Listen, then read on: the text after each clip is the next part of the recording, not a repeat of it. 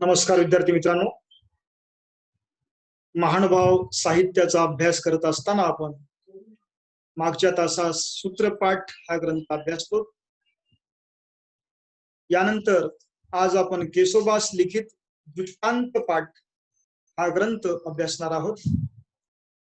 दृष्टांत पाठ या ग्रंथातील दृष्टांतांचं संकलन केशोबास पंडितांनी केलेलं आहे.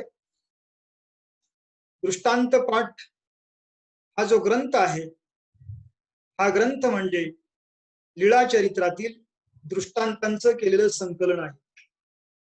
हा ग्रंथ म्हणजे केशोबासाची स्वतंत्र रचना नाही, तर लीळाचरित्रामध्ये स्वामी चक्रधरांनी वेळोवेळी सांगितलेले जे काही दृष्टांत आहेत, वेळोवेळी दिलेले जे काही दाखले आहेत किंवा त्यांनी सांगितलेले जे काही उदाहरण आहेत, त्या सर्व उदाहरणांचं, दाखल्यांचं किंवा छोट्या छोट्या कथांचं संकलन म्हणजे दृष्टांत पाठ हा ग्रंथ आहे. दृष्टांत पाठ या ग्रंथामध्ये लीळाचरित्रातील 114 दृष्टांतांचं संकलन करण्यात आलेलं आहे. हा ग्रंथ केशोबासांनी इसवी सन 1280 साली सिद्ध केलेला आहे. केशोबासांचा हा दुसरा महत्वाचा ग्रंथ आहे. पहिला आपण सूत्रपाठ हा ग्रंथ अभ्यासलो आणि हा त्यांचा दृष्टांत पाठ हा ग्रंथ. आणि आता दृष्टांत म्हणजे नेमकं काय, तर अवघड गोष्ट सोपी करून सांगण्यासाठी सांगितलेली छोटीशी कथा किंवा दिलेला दाखला, उदाहरण म्हणजे दृष्टांत. किंवा असंही सांगितले जाते, दृष्टीच्या अंतापलीकडची गोष्ट, दृष्टीच्या अलीकडची गोष्ट सांगून समजून सांगणं त्याला दृष्टांत असं म्हणतात. या ठिकाणी पहा, दृष्टांत पाठ या ग्रंथामध्ये जे दृष्टांत आहेत, त्या दृष्टांताची रचना ही 3 भागात करण्यात आलेली आहे. ते 3 भाग असे आहेत. त्यातला एक भाग म्हणजे सूत्र, दुसरा भाग म्हणजे दृष्टांत आणि तिसरा भाग म्हणजे दार्ष्टांतिक. सूत्र जो आहे, त्या सूत्रामध्ये स्वामी चक्रधरांचा सूत्ररूप विचार सांगण्यात आलेला आहे. कारण स्वामी चक्रधरांचं बोलणं हे सूत्रमय होतं. ते आपला उपदेश सूत्ररूपात करत असत, म्हणून सूत्रामध्ये स्वामी चक्रधरांचा सूत्ररूप विचार मांडण्यात आलेला आहे. आणि त्या सूत्राचं स्पष्टीकरण करण्यासाठी स्वामी चक्रधरांनी जे दृष्टांत सांगितले, त्या दृष्टांताची मांडणी ही दृष्टांतामध्ये करण्यात आलेली आहे. म्हणजे दुसऱ्या भागामध्ये चक्रधरांनी सांगितलेल्या दृष्टांताची मांडणी करण्यात आलेली आहे. आणि दार्ष्टांतिकामध्ये त्या दृष्टांताचा केशोबासांनी लावलेला अन्वयार्थ हा दार्ष्टांतिकामध्ये देण्यात आला. म्हणजे दृष्टांताचा सूत्राशी असणारा अनुबंध केशोबासांनी जो स्पष्ट केला त्याला म्हणतात दार्ष्टांतिक. म्हणजे अशा प्रकारे या दृष्टांत पाठामध्ये दृष्टांताची रचना ही 3 भागामध्ये करण्यात आली. एक म्हणजे सूत्र, दुसरा म्हणजे दृष्टांत आणि तिसरा म्हणजे दार्ष्टांतिक.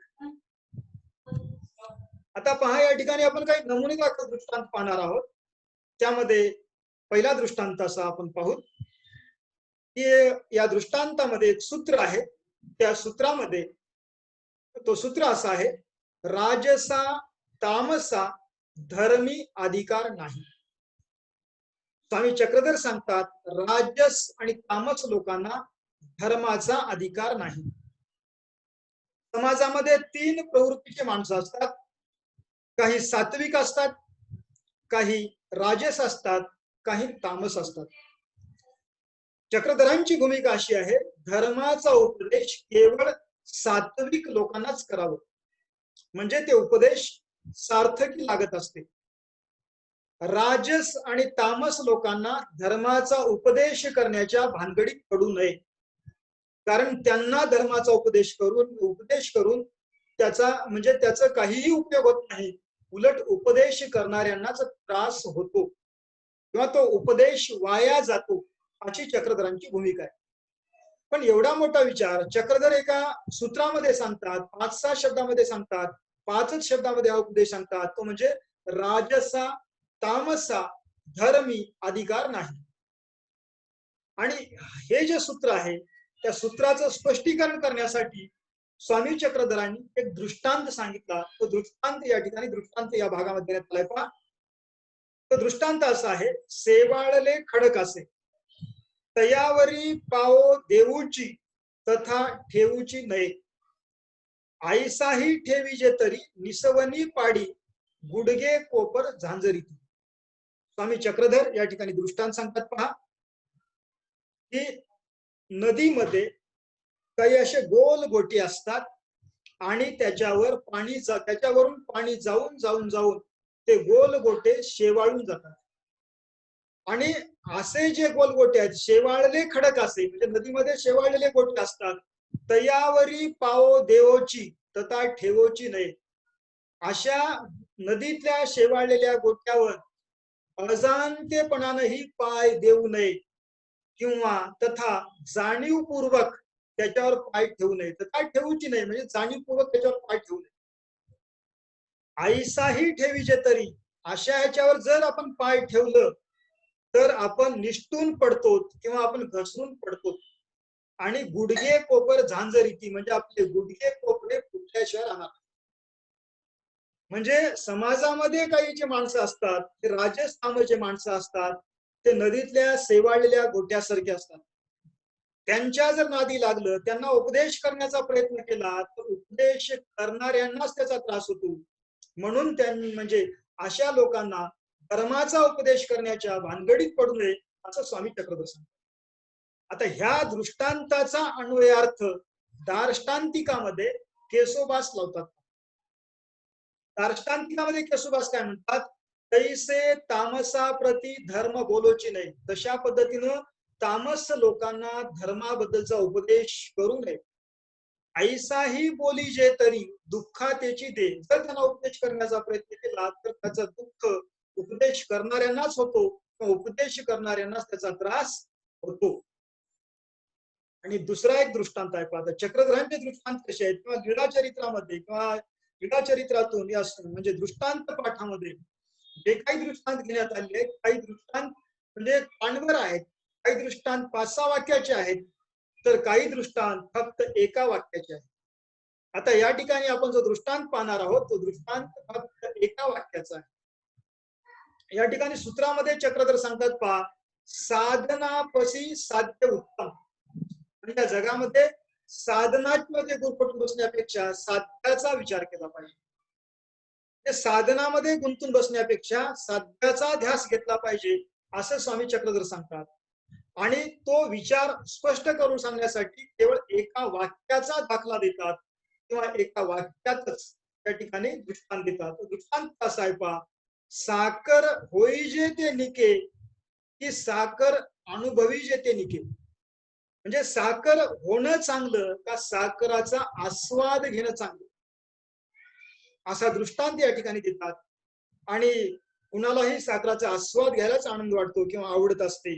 तर आणि दार्ष्टांतिकामध्ये ह्या दृष्टांताचा अन्वयार्थ होत असताना केशोबास दार्ष्टांतिकामध्ये म्हणतात, तैसे म्हणजे त्याप्रमाणे ब्रह्म होई जे ते निके ब्रह्म अनुभवी जे ते निके.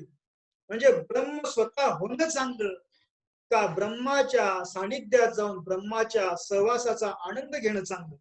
म्हणजे अशा प्रकारे म्हणजे साधनामध्ये गुंतून बसण्यापेक्षा साध्याचा ध्यास घेतला पाहिजे, साध्याचा विचार केला पाहिजे, हे सांगण्यासाठी चक्रधरांनी केवळ एका वाक्याचा दृष्टांत दिला. म्हणजे अशा प्रकारे हे दृष्टांत आहेत. आणि हे जे दृष्टांत आहेत, पहा, ह्या दृष्टांतामध्ये सूत्र आणि दृष्टांत जे आहेत ते स्वामी चक्रधरोक्त आहेत. म्हणजे सूत्र आणि दृष्टांत हे चक्रधरांच्या मुखातले आहेत.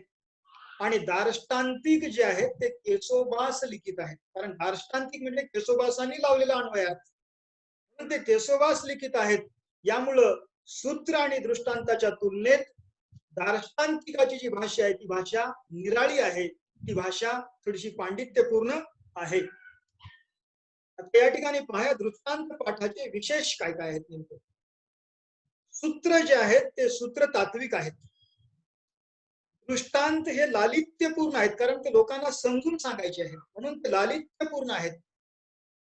आणि दार्ष्टांतिकामध्ये केशोबासांनी तो अन्वयार्थ लावल्यामुळं दार्ष्टांतिक हे सगळे पांडित्यपूर्ण असे आहेत. आणि दृष्टांत जे आहेत, दृष्टांतातून दृष्टांत हे सर्व तत्कालीन सामाजिक वास्तवावर आधारित आहे.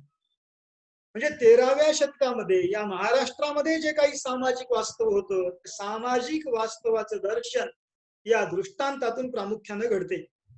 त्या दृष्टांतामध्ये पहा, समाजातलं विविधांगी वास्तव प्रकटलेलं आहे. यामध्ये स्त्री जीवन आलेलं आहे, शेतमजुरांचं जीवन आलेलं आहे, शेतकऱ्यांचं जीवन आलेलं आहे.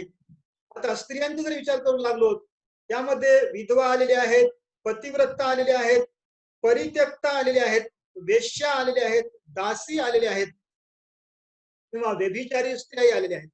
म्हणजे अनेक नमुन्याच्या स्त्रिया यामध्ये पाहायला मिळतात. त्याचबरोबर अनेक प्रकारचे पुरुष, अनेक वृत्ती प्रवृत्तीचे पुरुष यामध्ये पाहायला मिळतात. आणि त्याचबरोबर त्या काळातील म्हणजे लोकजीवन या दृष्टांत पाठातून साकारलेलं आहे. आता या दृष्टांत पाठ जे आहेत, या दृष्टांतांना लोकजीवनाचा आधार असल्यामुळं हे अनेक दृष्टांत लोककथा वाटतात. या दृष्टांतामध्ये अनेक लोककथाही आलेल्या आहेत. म्हणजे चक्रधरांच्या पूर्वीपासून त्या काही लोककथा चालत आलेल्या आहेत, त्या लोककथाही या दृष्टांतामध्ये दृष्टांताच्या रूपाने आलेल्या आहेत. आणि त्याचबरोबर पहा, समाजातील विविध व्यावसायिक आणि वृत्ती प्रवृत्तीचं दर्शन त्या दृष्टांत पाठातून घडते. त्या दृष्टांत पाठामध्ये जसा शेतकरी आहे, तसा लोहार आहे, सुतार आहे, सोनार आहे, कुंभार आहे, म्हणजे असे अनेक व्यावसायिक त्या दृष्टांत पाठामध्ये आलेले आहेत. आणि त्याचबरोबर समाजामध्ये ज्या वृत्ती प्रवृत्ती असतात, अशा अनेक प्रकारच्या वृत्ती प्रवृत्तीचं दर्शन त्या दृष्टांत पाठातील दृष्टांतातून घडते. आणि त्याचबरोबर या दृष्टांत पाठातून तत्कालीन लोकसंस्कृतीचं दर्शन घडते. म्हणजे त्या काळातील लोकरीती, त्या काळातील चाली, रीती, रूढी, परंपरा, उत्सव, महोत्सव, त्या काळातील लोकांचा आहार, त्या काळातील लोकांची जीवनशैली, त्या काळातील लोकांचे संकेत, त्या काळातील लोकांच्या श्रद्धा समजुती, या सगळ्या गोष्टींचं दर्शन या दृष्टांत पाठातून घडते. आणि त्याचबरोबर पहा, या दृष्टांत पाठाबद्दल अनेक अभ्यासक असं म्हणतात, दृष्टांत पाठ म्हणजे मराठीतील पहिला लिखित कथा संग्रह या दृष्टिकोनातूनही अभ्यासक दृष्टांत पाठाकडे पाहतात. कारण एक कथेचं पहिलं रूप कसं होतं ते जर पाहायचं झालं तर आपल्याकडं दृष्टांत पाठ हा ग्रंथ उपलब्ध आहे. आणि मराठी कथा साहित्याचे मूळ स्वरूप म्हणून दृष्टांत पाठाकडे पाहिलं जाते. म्हणजे मराठी कथेचं मूळ रूप कसं होतं, पहिली मराठी कथा म्हणजे प्रारंभीच्या काळात मराठी कथा ती कोणत्या स्वरूपात होती ते पाहण्याचं एक उत्तम साधन म्हणजे दृष्टांत पाठ हा ग्रंथ आहे.